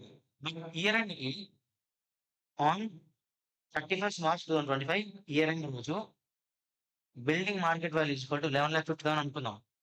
బిల్డింగ్ మార్కెట్ వాల్యూ పడిపోవచ్చా? పడిపోయే ఛాన్స్ ఉందా? ఉంది. ల్యాండ్‌కి వాల్యూ ఉండిపోదు. బట్ బిల్డింగ్‌కి వాల్యూ ఉండిపోతది. సో, అట్లా ఏమైంది? బిల్డింగ్ వాల్యూ 11,50,000 ఉంది ఇయర్ ఎండ్ రోజు. మనకిచ్చే సెక్యూరిటీ వాల్యూ ఎంత? మనం అమ్ముకుంటే ఎంత వస్తది బిల్డింగు? 11,50,000 వస్తదా ఇప్పుడు 31st March రోజు. బట్ 31st March 2025 రోజు శివ దగ్గర నుంచి బ్యాంక్ ఎంత రావాలి? 10,00,000తో పాటు ఇంట్రెస్ట్ కూడా రావాలి. చూడండి ఒకసారి.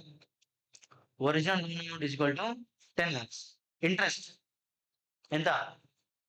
10,00,000 into 1.2544 is equal to 2,54,400. So, total loan on 31st March 2025 ఎంత?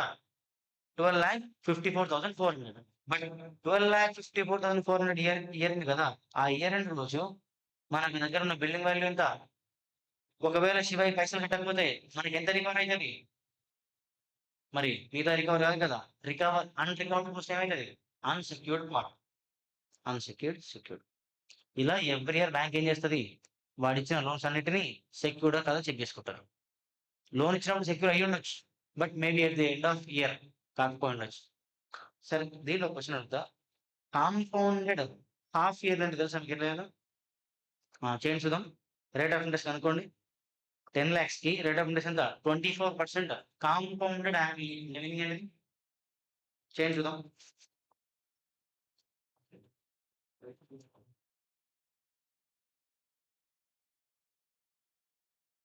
దీనికి అర్థమైందా మీనింగ్?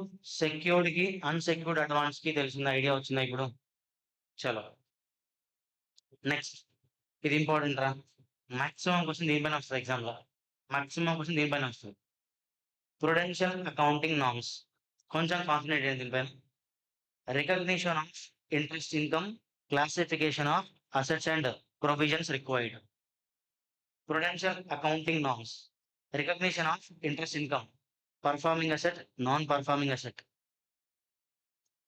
గుర్తుపెట్టుకోండి, every year balance sheet date రోజు బ్యాంకింగ్ కంపెనీ దగ్గర ఉన్న మొత్తం టోటల్ అసెట్స్ ఉంటాయి విషయమా, ఆ టోటల్ అసెట్స్ ని మనం నార్మల్ ఏం చేస్తాం? టోటల్ అసెట్స్ ని current asset, long term asset నేర్చుకుంటాం కదా. సేమ్ అట్లనే బ్యాంకింగ్ కంపెనీ ఏం చేస్తారంటే టోటల్ అసెట్స్ డివైడ్ చేసి performing asset, non performing asset, doubtful asset లేదా లాసెస్ అసెట్ అని చెప్పి డివైడ్ చేస్తాం. మనం ఎట్లయితే మన దగ్గర టోటల్ అసెట్స్ ని కరెంట్ అసెట్స్, ఫిక్స్డ్ అసెట్స్ ఎట్లా డివైడ్ చేస్తామో, బ్యాంక్ సేమ్ వాళ్ళ దగ్గర ఉన్న అన్ని అసెట్స్ ఏం చేస్తుంది? బైఫర్కేషన్ చేస్తుంది. ఎట్లా బైఫర్కేషన్ చేస్తుంది? దాని కొన్ని స్ట్రాటజీస్ ఉంటాయి, అవి ఫాలో అయ్యి ఆ అసెట్ పేరు performing, non performing, doubtful, longs asset అని చెప్పి డివైడ్ చేస్తారు. ఓకేనా? దానికి కొన్ని నామ్స్ ఉంటాయి, ఆ నామ్స్ ఫాలో అవుతే మనకి ఆటోమేటిక్ అర్థమవుతుంది ఆ అసెట్ ఏంటిది అనేది. చూడండి ఒకసారి. ఫస్ట్ ఏంటి మనం నేర్చుకునేది? Recognition of interest income, performing asset, non performing asset. ఈ performing asset, non performing asset నేర్చుకున్న తర్వాత ఈ పాయింట్ పోతాం. సెకండ్ ఏంటిది? Classification of assets and provisions required. Classification of assets and provisions required. Classification of assets, banking దగ్గర ఉన్న assets అన్నిటిని different assets మారుస్తుంది. చూడండి సార్. పర్ఫార్మింగ్ అసెట్ అన్న ఒకటే, స్టాండర్డ్ అసెట్ అన్న ఒకటే, నాన్ పర్ఫార్మింగ్ అసెట్ ఏవైతే పర్ఫార్మింగ్ అవో అవన్నీ నాన్ పర్ఫార్మింగ్ అని మీనింగ్. మరి పర్ఫార్మింగ్ అసెట్ అంటే ఏంటిది, నాన్ పర్ఫార్మింగ్ అసెట్ అని చూద్దాం. No default in repayment by customer. అంటే కస్టమర్ లోన్ ఇస్తాం కదా మనం. కస్టమర్ మేజర్ గా బ్యాంకింగ్ సెక్టార్ లో బ్యాంకింగ్ కంపెనీకి అసెట్లు ఏముంటాయి? లోన్ ఇవ్వడమే అసెట్ వాళ్ళకి, అంతేనా? వాళ్ళు ఏదైతే లోన్ ఇస్తే వాళ్ళకి ఏంటిది? అసెట్. పర్ఫార్మింగ్ అసెట్ అని కొన్నింటిని పిలుస్తారు వాళ్ళు, బ్యాంకింగ్ కంపెనీ వాళ్ళు. వాళ్ళ దగ్గర ఉన్న కొన్ని అసెట్స్ ని పర్ఫార్మింగ్ అసెట్ అని పిలుస్తారు. ఎప్పుడు పర్ఫార్మింగ్ అని పిలుస్తారంటే no default in repayment by customer. Customer ఏదైతే లోన్ తీసుకుందో మళ్ళీ తిరిగిస్తాడు. ఏవైతే లోన్స్ ప్రొవైడ్ చేసిందో బ్యాంకు అవన్నీ వాళ్ళకు మళ్ళీ తిరిగి వస్తాయి, ఆ పైసలన్నీ వచ్చాయి. అవన్నీ ఏంటివి? Performing asset. పర్ఫార్మింగ్ అసెట్ మరో పేరు ఏం పేరు? Standard asset. ఎగ్జామ్ చూద్దాం.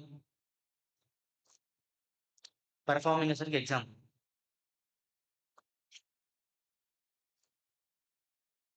1/4/2024 డ్యూ డేట్ ఫర్ రీపేమెంట్. ఇప్పుడు చూడండి ఒకసారి. బ్యాంక్ ఏం చేసిందంటే 1/4/2025 రోజు లోన్ ఇచ్చింది. లోన్ పేరు ఏం పేరు? లోన్ ఏ ఇచ్చింది ఒక పర్సన్ కి. వీడు ఎప్పుడు పే చేయాలి తిరిగి అంటే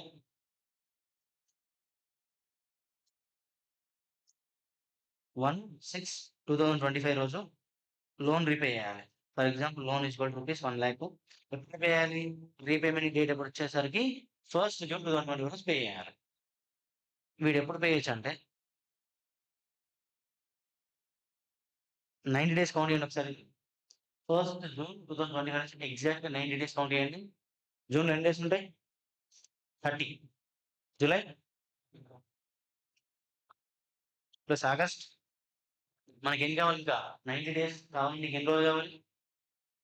29 డేస్ కదా. అంటే 29th ఆగస్ట్ 2025. ఇప్పుడు చూడండి ఒకసారి, లోన్ డ్యూ డేట్ ఎప్పుడున్నానా? డ్యూ డేట్ అనే మీనింగ్ ఏంటిది? కస్టమర్ ఇప్పుడు బ్యాంక్కి తిరిగి పైసలు కట్టాలి. అదేనా డ్యూ డేట్ అంటే? ఎప్పుడు కట్టాలి? 1st June 2024 రోజు కట్టాలి. ఆ రోజు నుంచి 90 డేస్ లోపల, డ్యూ డేట్ వచ్చినప్పటి నుంచి 90 డేస్ లోపల పేమెంట్ అయిపోతది. అలాంటి అన్ని అసెట్స్ పేరు ఏం పేరు? Performing assets. పర్ఫార్మింగ్ అసెట్స్ అంటే ఇంకా ఎగ్గొట్టడు కస్టమర్, మన పైసలు మనకి ఇచ్చేస్తాడు అనే నమ్మకం ఉంటే దాన్ని ఏమంటారు? Performing asset. డ్యూ డేట్ నుంచి వితిన్ 90 డేస్ లోపల పేమెంట్ కావాలి. అంటే 1st June 2025 నుంచి 29th August 2025 లోపు వాడు ఎప్పుడు లోన్ పే చేసినా వాడికి ఇచ్చే లోన్ ఏమైతుంది? Performing asset. అర్థమైందా పని నేను అన్నది? వాడికి లోన్ ఇచ్చినాం డ్యూ డేట్ ఎప్పుడు? 1st June 2025. డ్యూ డేట్ నుంచి 90 డేస్ చూస్తా టైం ఇస్తాడు వాడికి. 90 డేస్ ఎప్పుడు పే చేసినా వాడికి ఇచ్చిన లోన్ పేరు ఏం పేరు? పర్ఫార్మింగ్ అసెట్ లేదా స్టాండర్డ్ అసెట్. ఓకేనా? ఇది బ్యాంక్ దగ్గర ఒక అసెట్ ఉంది. ఆ asset repayment date 1st June 2025. Bank వాడికి కొంత టైం ఇచ్చింది. ఎన్ని రోజులు టైం ఇస్తుంది? మాక్సిమం 9 డేస్ ఇస్తుంది. Less than or equal to 90 days. ఈ డ్యూ డేట్ అప్పటి నుంచి 90 డేస్ లోపల బ్యాంక్‌కి అమౌంట్ తిరిగి వచ్చిందనుకో, వాడు ఇచ్చింది ఏంటిది? వాని దగ్గర ఉన్న అసెట్ ఏంటిది? Performing asset. ఒకసారి ఇది వినండి. ఎగ్జాంపుల్, డ్యూ డేట్ ఎప్పుడుంది? 1st June 2024 రోజు ఉంది. 90 డేస్ ఎప్పుడొచ్చింది? 30th August వచ్చిందా? ఓకే. డ్యూ డేట్ రోజు కౌంట్ చేయకండి. డేట్ ఫస్ట్ డ్యూ డేట్ కదా! ఆ రోజు వదిలిపెట్టి మిగతా 90 డేస్ అనుకోండి. అప్పుడు ఏమైతది? 30th ఆగస్టే కదా! 30th ఆగస్ట్ 90 డేస్ లోపల వాడు గనుక రీపే చేస్తే, మనం ఎన్ని లోన్స్ అని ఇవ్వచ్చు. ఎగ్జాంపుల్ లాంటిది శివ కూపన్‌కే ఇచ్చినాం. అట్లా ఎన్ని ఇస్తది bank? Thousands of numbers of పీపుల్‌కి ఇస్తది కదా! ఆ అన్ని అసెట్స్ వాళ్ళకి ఏవైతే లోన్స్ ఇచ్చిందో అవన్నీ ఎప్పుడొచ్చినాయి వాడికి? 1st June 2025 నుంచి 30th August 2024 లోపల పేమెంట్ వచ్చిందనుకో, అవన్నేంటివి? Performing assets. ఓకేనా? లేదా స్టాండర్డ్ అసెట్ అని పిలవాలి. నాన్ పర్ఫార్మింగ్ అసెట్ అంటే 30th ఆగస్ట్ తర్వాత ఎప్పుడు పైసలొచ్చినా ఆ అసెట్ పేరు ఏం పేరు? Non performing asset. 30th August తర్వాత ఫర్ సపోజ్ మనం ఏ అండ్ బి అనే పర్సన్‌కి 1,00,000, 1,00,000 లోన్ ఇచ్చాం. ఏ అనే పర్సన్ ఏం చేసిండు? ఈ 90 డేస్ లోపల పే చేసిండు పైసలు. ఇదేంటిది? Performing asset. బి అనే పర్సన్ ఎప్పుడు పే చేసిండు? 31st ఆగస్ట్ 2024 పే చేసిండు. దీని పేరు ఏం పేరు? Non performing asset. ఓకేనా? పర్ఫార్మింగ్, నాన్ పర్ఫార్మింగ్ అర్థమైందా ఇది?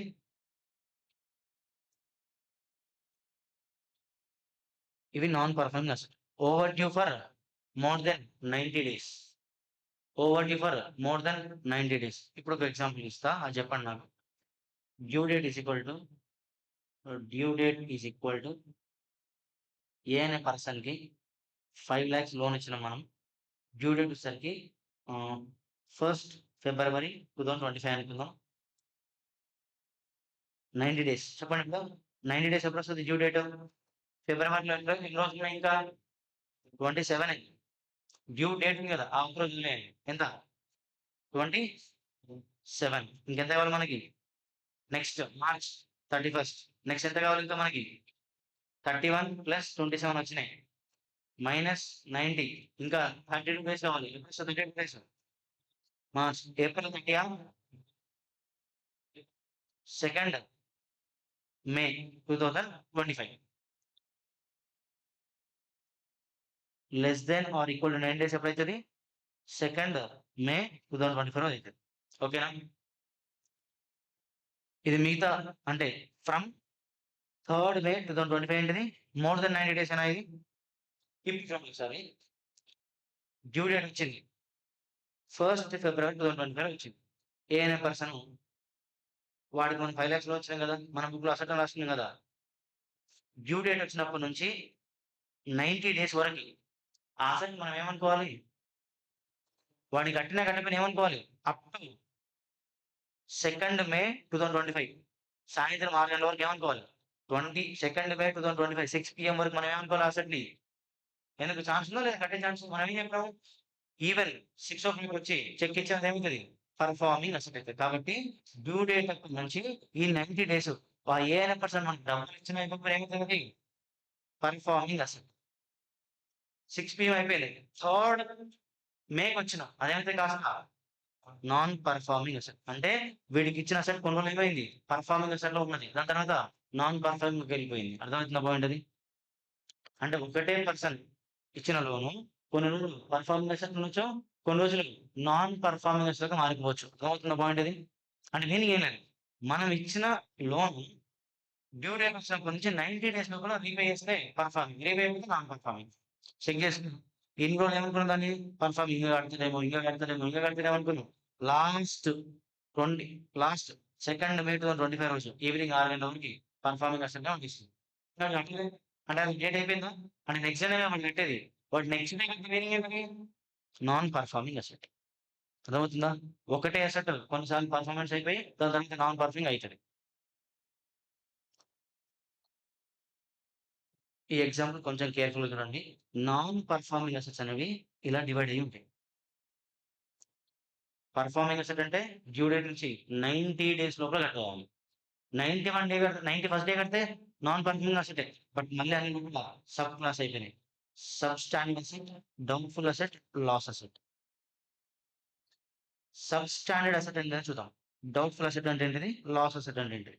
Sub standard asset up to 12 months from the date of becoming non performing asset. అంటే మీనింగ్ చూద్దాం ఒకసారి. సబ్స్టాండర్డ్ అసెట్ ఈ సెంటెన్స్ ఏంటి sir? Up to 12 months from date of becoming NPA. ఇప్పుడు చెప్పండి నేను చెప్పింది కరెక్టే కదా చూడండి ఒకసారి.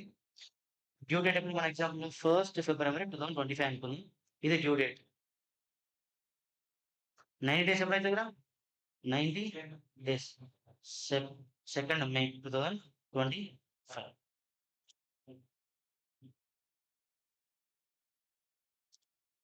లోన్ అమౌంట్ ఎంత మన ఎగ్జాంపుల్‌లో 5 lakhs. ఈ 5 lakhs అనేది ఈ 90 డేస్ ఎక్కడ రాస్తాం మనం? ఏ కేటగిరీలో రాస్తాం అది? అక్కడ రాస్తాం కదా! షార్ట్ టర్మ్ అని, లాంగ్ టర్మ్ అని. బ్యాంకింగ్ బ్యాలెన్స్ షీట్‌లో ఉంటది. పర్ఫార్మింగ్ అసెట్ అని హెడ్డింగ్ ఉంటది. దాంట్లో ఏం రాస్తాం? ఏ అనే అసెట్ 5 lakhs పర్ఫార్మింగ్ లోనే ఉంటది. ఎక్కడ వరకి? 2nd May వరకి. 3rd May నుంచి అది నాన్ పర్ఫార్మింగ్ అసెటే. నాన్ పర్ఫార్మింగ్ అసెట్‌లో మేబీ అది నాన్ పర్ఫార్మింగ్ అసెటే. కానీ మేబీ అది సబ్‌స్టాండర్డ్ అసెట్ అయి ఉండొచ్చు, డౌట్‌ఫుల్ అయి ఉండొచ్చు, లాస్ అయి ఉండొచ్చు. సబ్‌స్టాండర్డ్ అసెట్ అని ఎప్పుడు పిలవాలి? ఒక రంగులది up to 12 months from the date of becoming non performing asset. 12 months ఎప్పుడు చెప్పండి? 12 months. ఇక్కడ నుంచి 12 months అని చెప్పిండా? ఇక్కడ నుంచి 12 months అని చెప్పిండా వాడు? నాన్ పర్ఫార్మింగ్ అసెట్ అయినప్పటి నుంచి 12 months చెప్పండి ఒకసారి. 3rd May, 2nd Mayనా? ఫస్ట్ అయితదా? ఫస్ట్ మే అయితదా? 12 months అంతే. Number of months. మే చెప్పండి మే. నెక్స్ట్ ఇయర్‌కి ఏమైతదిరా? మే కాదు కదా! మే వస్తదా? సరే. 2nd 5/2026 ఏనా? కరెక్టేనా అది? అంతేనా? చూడండి ఒకసారి. ఫ్రమ్ 3rd May నుంచి అది నాన్ పర్ఫార్మింగ్ అసెటే. బట్ నాన్ పర్ఫార్మింగ్ అసెట్ ఇంకా డెప్త్ ఎంత అయితది? డౌట్‌ఫుల్ అయితది ఫస్ట్. డౌట్‌ఫుల్ అంటే మీనింగ్ ఏం చెప్పిన వాడు? From becoming non performing asset. Non performing asset అయిన రోజు నుంచి 12 months వరకి. అంటే ఎప్పటి వరకి? 2/5/2025 వరకి. ఏం రాసుకోవాలి అది? నాన్ పర్ఫార్మింగ్ అసెట్ హెడ్డింగ్‌లో ఫస్ట్‌ది. సబ్ స్టాండర్డ్ అసెట్ కింద రాసుకోవాలి దాన్ని. ఎంత? 5 lakhs. లోన్ పేరు ఏ. ఎప్పటి వరకది? 2nd May 2026 వరకి. దాన్ని ఏమనుకోవాలి మనం? సబ్ స్టాండర్డ్ అసెటే అనుకోవాలి. అంటే మీనింగ్ ఏంటి దాని? ఇక్కడ కూడా కట్టలే పైసలు ఆడు. ఇక్కడ నుంచి ఇక్కడ వరకు కూడా పైసలు కట్టలే వాడు. Over due from the date of non performing asset. ఎన్ని రోజులు? 12 months. మొత్తం 1 year + 3 months అంతేనా? 1 year + 3 months కదా! జనరల్‌గా 30 months 30 డేస్ అనుకుంటే ఫస్ట్ 3 months అనుకుందాం. దాని తర్వాత 12 months. టోటల్ అంటే ఎంత? 15 months. ఫస్ట్ 3 months ఏమో పర్ఫార్మింగ్ అనుకున్నాం. దాని తర్వాత నుంచి సబ్ స్టాండర్డ్. ఈ లోపు అప్లికేషన్ అది ఏమైతది? నాన్ పర్ఫార్మింగ్ అసెటే. సబ్ స్టాండర్డ్ అసెటే అది. నెక్స్ట్ చూడండి ఒకసారి. డౌట్‌ఫుల్ అసెట్ అంటే ఎప్పుడు పిలవాలి? Over due more than 12 months from the date of becoming non performing asset. చూడండి ఒకసారి. ఫస్ట్ 90 డేస్ ఇది 12 మంత్స్ అనుకుంటా. ఇప్పుడు సెకండ్ 2024 3 5 25 కదా, 25 24 1 2 24 ఇదేనా. ఇక్కడ చూడండి ఏముందండి, పర్ఫార్మింగ్ అసెట్ లాగా రాసుకుంటా. దాని తర్వాత sub standard. Next 3rd May 2026 ఏం రాయాలి దాన్ని, డౌట్ఫుల్ అసెట్. అప్పుడు డౌట్ పడాలి వాడు కడతడా కట్టడా అని. ఓకేనా. మోర్ దెన్ 15 మంత్స్ ఒకటి ఉంది అక్కడ, అవునా. మోర్ దెన్ 15 మంత్స్ మొత్తం. ఫస్ట్ 3 మంత్స్ పర్ఫార్మింగ్, తర్వాత 12 మంత్స్ సబ్ స్టాండర్డ్, దాని తర్వాత డౌట్ఫుల్. లాస్ అసెట్ అంటే decided by CA, RBI, bank. సిఎస్కి ఆ క్వాలిటీస్ లేవు. అంటే ఏం చేస్తారంటే డౌట్ఫుల్ అసెట్ అయితే కదా, ఇక డౌట్ వచ్చింది, బ్యాంక్ బేకార్ అనిపిస్తుంది, ఇంకెన్నో రావాలని అనిపించింది. అనిపించినప్పుడు ఏం చేస్తారు, సిఏ ఆడిట్ చేస్తాడు కదా, పోయి స్టాట్యూటరీ ఆడిట్ అని ఉంటుంది. వాడు పోయి ఏం చేస్తాడంటే, ఇక ఏమనుకుంటుంది సార్ వాడు ఇట్లా కట్టడం, దాన్ని వదిలేసారా అని అంటాడు. అప్పుడు ఏం చేయాలి, డౌట్ఫుల్ అసెట్ నుంచి లాస్ అసెట్ లెక్క మార్చాలి దాన్ని. డౌట్ఫుల్ రాసుకున్నాం, ఇంకా నో మోర్ డౌట్ఫుల్, ఇంకా లాస్ అని రాసుకోవాలి దాన్ని. ఇంకా మనం బ్యాలెన్స్ లో చూపెట్టకూడదు, కేంద్ర లాస్ అని రాసుకోవాలి దాన్ని అసెట్ ని. అర్థమైంది పాయింట్ అది, అర్థమైందా ఇది. లేదా ఆర్బీఐ చెప్పింది ఇక వాడు కట్టడం చేయడం అని చెప్పింది, లేదా ఆ బ్యాంకే డిసైడ్ అయిపోయింది, ఏదైతే బ్యాంక్ లిమిట్ ఇచ్చినా వాళ్ళే డిసైడ్ అయిపోయింది, ఇక వీటితో నేయలేము, ఇక బౌన్సర్లు వీటి కొట్టించినా వాడు దొరుకుతలేదు అనిపించింది. రికవరీ ఏజెంట్ ఉంటాడు కదా మన బ్యాంక్, ఎవరుగా ఉంటాయి కదా, ఆ రికవరీ ఏజెంట్ వచ్చిన వాడిని పంపిస్తుంది, వాడైతే కడతలేదు. అప్పుడు ఏమనిపించింది, లాస్. ఇప్పుడు చూడండి ఒకసారి ఈ సెంటెన్స్ ఏమన్నా, ఇక్కడ ఈ చూడండి ఒకసారి ఈ ఎగ్జాంపుల్ చూడండి. డ్యూ డేట్ ఎప్పుడు, 1/4/16/2024. 90 డేస్ ఏంటిది, 30/8/2024. ఈ మధ్యలో 90 డేస్ వరకు ఏం చేయాలి, స్టాండర్డ్ అని హెడింగ్ లో రాసుకోవాలి అసెట్స్ అన్నిటిని. స్టాండర్డ్ అని అసెట్ హెడింగ్ దాంట్లో రాయాలి. 90 డేస్ అయిపోయింది, వాడు కట్టనే బస్, అది స్టాండర్డ్ తీసుకుపోయి కాస్త డౌట్ లో తీసుకోవాలి. 12 మంత్స్ ఆగింది, అది లేదు, తర్వాత ఏం చేయాలి, డౌట్ సబ్స్టాండ్ దానికి మళ్ళీ ఏం చేయాలి, తీసుకుపోయి లాస్ ఉందా రాసుకోవాలి. లాస్ అయినా కాదు, డౌట్. దాని తర్వాత లాస్. ఓకేనా. అంటే బ్యాంక్ దగ్గర టోటల్ మనం ఏం చేయాలి, బయటకు ఏం చేయాలి, అది standard, sub standard, doubtful, loss. ఎట్లయితే మన balance sheet, normal balance sheet లో ఫిక్స్డ్ బ్యాంకింగ్ రాస్తాం, సేమ్ అదే కేటగిరీ. ఇప్పుడు అక్కడ ఏం చేస్తాం, కరెంట్ అసెట్ అంటే మీనింగ్ ఏంటది, కరెంట్ అసెట్ అంటే మీనింగ్ ఏంటిది, కరెంట్ అసెట్ ఛాన్సాలు చెప్పిన. మనం ఏం చేస్తాం, ఎవ్రీ ఇయర్ బ్యాలెన్స్ షీట్ రోజు చెక్ చేసుకుంటాం మన దగ్గర అసెట్స్ లాంగ్ టర్మా షార్ట్ టర్మ్ అని. మన దగ్గర అసెట్ అన్ని చెక్ చేసుకుంటాం, ఏమని, ఈ బ్యాలెన్స్ షీట్ డేట్ నుంచి ఈ అసెట్ అమౌంట్ మన బుక్ లో ఉంటుంది. లెస్ దెన్ 12 మంత్స్ అయితే కరెంట్ గా, మోర్ దెన్ 12 మంత్స్ అయితే long term. Same term one, అక్కడ కొన్ని ఫాలో అవుతుంది, ఇక్కడ కొన్ని ఫాలో అవుతుంది. ఇక్కడ వేరే ఉన్నాయి మెజర్మెంట్స్, అక్కడ వేరే ఉన్నాయి మెజర్మెంట్స్. పర్ఫార్మింగ్, నాన్ పర్ఫార్మింగ్ అర్థమైందా. పర్ఫార్మింగ్ అసెట్ ఏంటిది, నాన్ పర్ఫార్మింగ్ ఏంటిది. నాన్ పర్ఫార్మింగ్ లో మళ్ళీ 3 డివైడ్ అయ్యాయి, సబ్ స్టాండర్డ్, డౌట్ఫుల్, లాస్. ఓకేనా. ఇప్పుడు చూడండి, recognition of interest income. Performing asset అంటే మీనింగ్ ఏంటిది, రెగ్యులర్ పేమెంట్ వస్తాయి. ఇప్పుడు మనం లోన్ ఇచ్చడం మనకి ఏమొస్తుంది, ఇన్కమ్, ఇంట్రెస్టే కదా. పర్ఫార్మింగ్ అసెట్స్ పైన ఏదైతే ఇంట్రెస్ట్ ఉందో అదేం చేయాలి, అక్రూవల్ బేసిస్ పైన రికార్డ్ చేయాలి. అంటే ఏంటిది,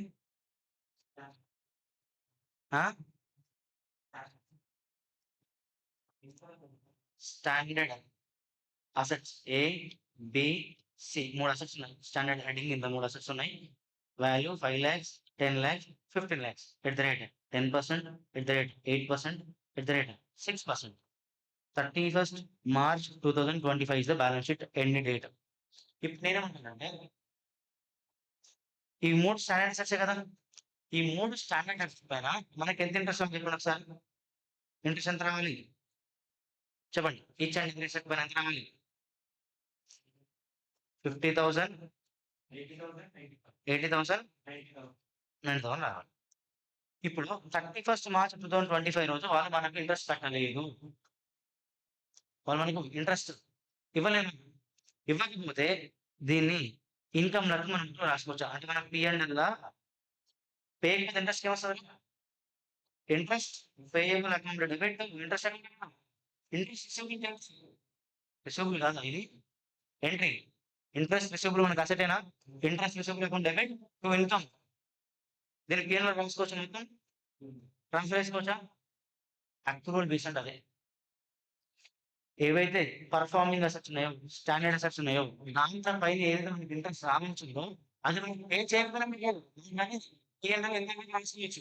బట్ నాన్ పర్ఫార్మింగ్ అసెట్స్ ఉన్నాయి కదా, దానిపైన మనకి ఏవైతే ఇంట్రెస్ట్ రావాలో అవి వచ్చినప్పుడు ఇన్కమ్ అని. అంటే ఎగ్జాంపుల్ చూడండి ఒకసారి. Non performing asset sub category చెప్పండి. ఇక సబ్ స్టాండర్డ్ డౌట్ఫుల్ లాస్. దీంట్లో అసెట్ ఏ, అసెట్ బి, అసెట్ ఏ, అసెట్ సి ఉంది అనుకున్నాం, అసెట్ డి అనుకున్నాం. ఇది ఇప్పుడు ఈ loan amount 5 lakhs, loan amount 10 lakhs, loan amount 2 lakhs, loan amount 5 lakhs. Rate of interest 10%, rate of interest 12%, rate of interest 5%, rate of interest 15%. So మనకి interest ఎంత రావాలి? Sub standard 5 lakhs, దానిపైన interest మనకి ఎంత రావాలి? 50,000. ఇది 12,000, 1,20,000. 1,20,000. డౌట్ఫుల్ 10,000. వీళ్ళపైన 75,000. ఇప్పుడు చూడండి, మనకు టోటల్ ఇంట్రెస్ట్ రిసీవబుల్ ఇవన్నీ రిసీవబుల్ కదా, ఇచ్చిన పైసలు ఇవ్వలేదు, అది రిసీవబుల్. ఇప్పుడు ఇవన్నీ తీసుకుపోయి మన పిఎన్ఎల్ ఇన్కమ్ లెక్క రాసుకోవచ్చు అంటే రాసుకోవద్దు. అర్థమవుతుందా? ఇది ఎప్పుడు రాసుకుంటాను మన బుక్ లో ఇన్కమ్ అని? ఎప్పుడైతే కస్టమర్ మనకి అమౌంట్ పే చేస్తుందో ఆ రోజే దాన్ని, ఆ ఇయర్ లోనే దాన్ని ఇన్కమ్ అనుకోవాలి. అర్థమవుతున్న పాయింట్ ఇది. ఈవెన్ ఈ ఇంట్రెస్ట్ అనేది కరెంట్ ఇయర్ అయి ఉండొచ్చు, మనం ఎప్పుడు ఇన్కమ్ అని ఏ ఇయర్ లో మనకి వాళ్ళు పే చేస్తారో ఆ ఇయర్ లో ఇన్కమ్ అనుకోవాలి. అర్థమైందా పాయింట్ అది? క్యాష్ బేసిస్, అక్రూవల్ బేసిస్ అంటే అర్థమైందా? దీనికి అవుట్ స్టాండింగ్ అంటే ఇంట్రెస్ట్ రిసీవబుల్ అనే ఎంట్రీ రాదు. ఎప్పటికైనా ఇంట్రెస్ట్ రిసీవబుల్ ఎప్పుడు? Sub standard doubtful loss assets పైన. ఇది ఓకేనా? చూడండి ఒకసారి. Recognition of interest income on performing asset accrual basis, non performing asset cash basis. ఇది అర్థమైందా అందరికి? Naresh, classification of assets, performing, non performing, sub standard, doubtful, loss asset. అందరికి అర్థమైన ఈ పాయింట్లు. మనం ఏం చేసాం ఇప్పుడు? మన బ్యాంక్ దగ్గర ఉన్న అసెట్స్ అన్నిటిని డివైడ్ చేసుకుని వచ్చినాం. దాని తర్వాత దానిపైన వచ్చి ఇంట్రెస్ట్ ని అకౌంటింగ్ చేయాలా వద్దని నేర్చుకున్నాం. నెక్స్ట్ రేపు ప్రొవిజన్స్ రిక్వైర్డ్. ప్రొవిజన్స్ అంటే ఏంటిదా? లాస్, ఫ్యూచర్ లో రాంగ్ లాస్ ఎక్స్పెక్ట్ చేయాలి. మన దగ్గర అసెట్స్ అన్నీ ఉన్నాయి కదా, ఆ అసెట్స్ కి ఏమైనా లాస్ రాబోతుందా అనేది మనం ఏం చేయాలి? ఇప్పుడు డిసైడ్ చేస్తుంది. అదే ప్రొవిజనింగ్ రిక్వైర్డ్ ఆన్ అసెట్స్.